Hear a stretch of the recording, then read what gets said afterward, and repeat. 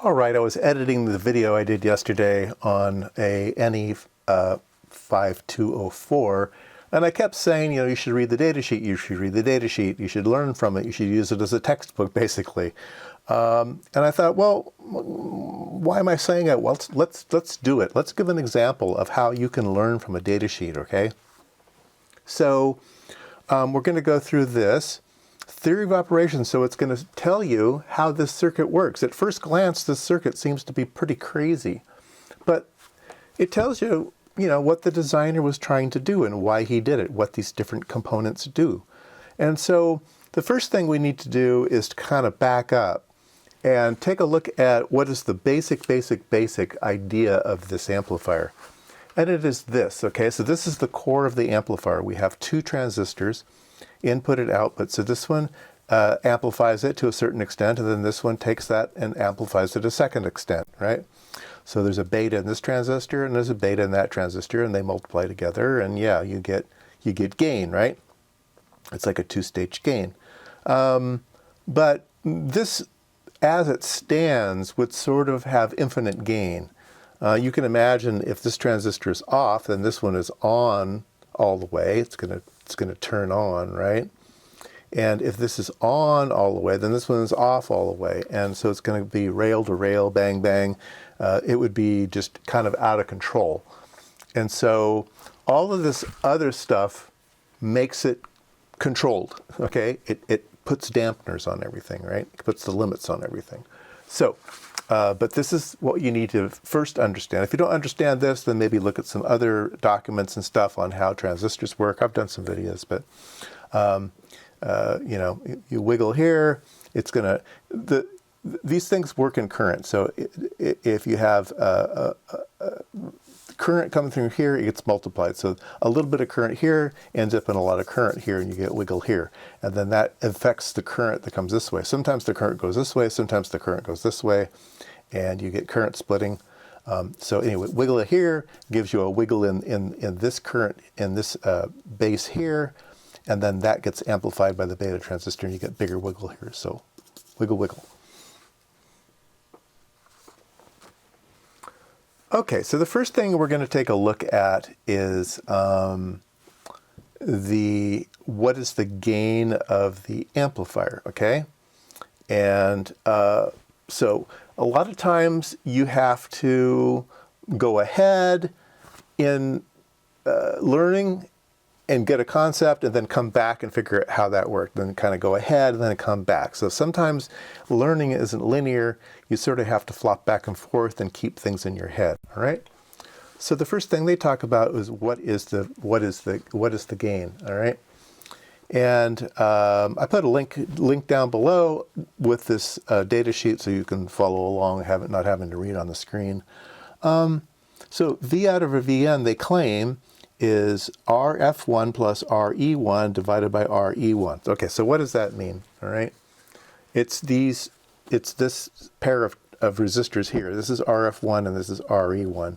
So it's a resistive divider, okay? And so you have this plus this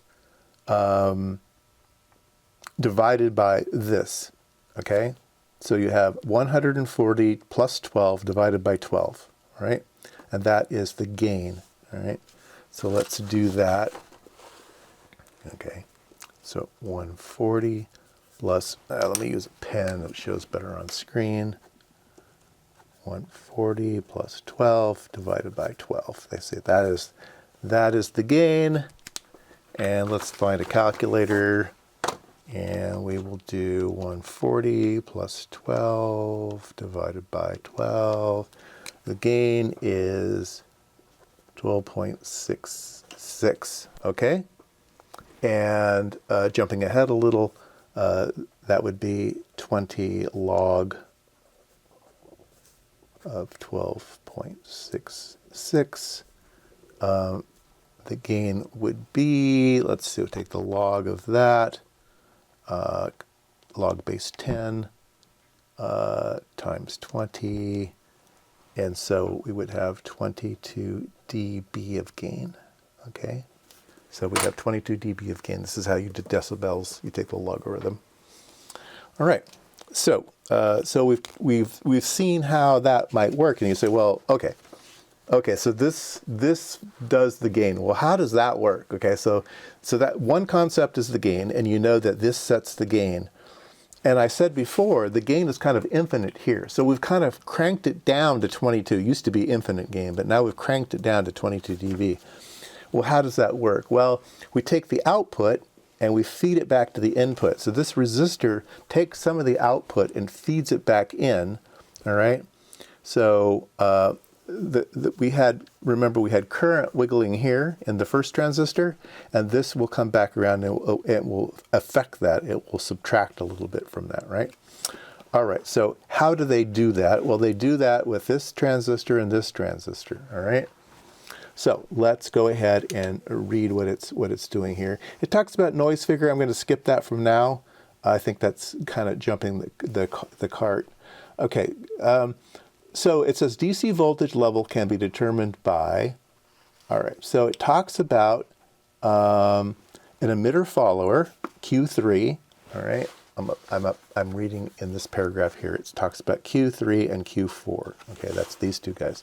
So this transistor is an emitter follower. It's taking the output, this is the output, comes into the base here, into the emitter, so it's emitter follower. And then it goes through another diode, so it's emitter follower through a diode. And the reason they put in the extra diode is for a DC condition. Now, whenever you analyze amplifiers, you have to analyze them with AC gain and then with DC biasing, okay? You need to do a DC analysis, and you need to do an AC analysis, okay? And they did the DC analysis, and they said, okay, the DC voltage out here, when it's just sitting there and you don't have any inputs and outputs, where do you want things to be, okay? And so they said, well, we want the input to be a certain level and we want the output to be a certain level. And what they want the output to be is they want to be the output at half of VCC. So if VCC is, say, 6 volts, they want the output to be at 3 volts. And then they can go up and they can go down. So they can wiggle, and they can get maximum wiggle by setting the DC condition here at 3 volts. And the way that they do that is to take the 3 volts here, they subtract it with a diode drop, and they subtract it with another diode drop, okay? And then they say, okay, let's figure out what the DC condition of the input is, right? The DC condition of the input is this equation. They said the DC condition is VBE, that's this voltage drop here, that's a VBE. So whatever your input, you're going to drop it, a diode drop here. And then it says it's IC1 plus IC3 over RE1. So what does that mean? Well, it means if you take a look at this resistor here, we have current this way. We also have current this way. So IC1 is the current going through Q1. IC3 is the current going through Q3. So you have some current going through here, and you have some current going through here. They share, the R1 shares current, okay? And so you have this current plus this current across that resistor. That's a voltage, right? Current across the resistor is voltage. And they give you the values here, okay? And you end up with 1 volt. So you end up with 1 volt of biasing on the input. So the input is 1 volt. And so your wiggle here is moving 1 volt up and down just a tiny little bit, right? It's current input. All right, so 1 volt here, okay? And then you have 0.7 volts here. And then you subtract that 0.7 volts, and you subtract that 7 volts, and you have a resistor divider. And you do all of that, and you end up with 3 volts on the output, okay? So they give you all that equations here. They give you all the conditions. They say you have a 12 ohm resistor. VBE is 0.8 volts. Okay, I said 0.7, but they had 0.8 volts. One current through the first transistor was 5 milliamps, and then through the third, the Q3 was 7 milliamps, so you have a total of 12 milliamps. And you go through the 12 ohms, you find out you're at 1 volt. Now the level shifting is done by using the Q3 and the diode Q4. That's this one and this one, okay? Provides feedback, okay, through RF1. That's that guy there, okay? And they give you the calculation here. They say the output, okay, is going to be VCC minus whatever current you have going through R2, okay? And R2 is this one's over here. It's also 12 ohms. Oh no, R2. I'm sorry. They do they're doing the calculation on the high side, not the bottom side. So they say, okay, whatever voltage you have here is this minus whatever voltage you have across this resistor. That's R2. That's the 225 ohms. And so they say you have 6 volts on the VCC. You have 225 ohms, and then once again you had let's see here. You had IC2 and IC6, okay? So you have the current going through you have the current going through this transistor, and you have the current going through this transistor. Now, we didn't talk about this. Remember, I just drew it as a simple one transistor output, but if you needed more gain, you could just change this transistor to a Darlington, and that's what they did. They put a Darlington here, so you can just imagine that this right here was just one IC, was one CAN, was one TO92 package. It was a Darlington transistor, and that's what you put in here. This is just the Darlington. But you have current this way and current this way, so they're adding them together. Anyway, they do the calculation, and they find out you have about 3.3 volts of biasing here. Okay, so what did we learn? Okay, we learned that, okay, it's a Darlington, that gives you more gain on the output, but it's the same. You calculated you have 1 volt on the input, and you had 3.3 volts on the output, and then you calculated that whatever wiggle here is buffered with this transistor, okay? It talks about that. It says, you don't want the wiggle here being affected by whatever wiggle here, so you buffer it. So this gives you a high impedance buffering to do the feedback loop, okay? And so you run that into this 140 ohm resistor, and that sets up your nominal gain, that resistor divided by that resistor. Okay, so now we know why there's 2 transistors here. Now we know why there's a transistor here. Now we know why this diode is here. And now we know what all of this does, okay? Now we just need to figure out, well, what's going on down here? Why do we have an extra diode down here? What is that doing, okay? Let's see here, and it talked about that. It talked about Q5. Here we go. It says, we can see that the output voltage is 3.3 volts relative to the positive input, blah, blah, blah, blah. Q5, this diode down here, is included for bias purposes to allow direct coupling of RF2 to the base of Q1. Ah, man. Okay. RF coupling to the base. Okay. If we look at RF2, you go, wait a minute, what's that doing down there? We know we already have feedback. Why do we need this resistor? It feeds back to the input. It looks like there's 2 feedbacks. That's weird. So it talks about dual feedback loops to stabilize the DC operating conditions. So one wasn't quite enough. They needed one to balance a little bit more. And they needed this diode drop to set the DC conditions correctly for this feedback loop, okay? So there's 2 feedback loops. All right, and then it talks about the output stage's Darlington pair, which increases the bias voltage on the input stage to a more desirable value and also increases the feedback loop gain. Yeah, okay. The resistor R0 optimizes the output VISWR. What's the R0? They put a little 10 ohm resistor here just to kind of buffer the output, make it closer to 50 ohms. That's nice.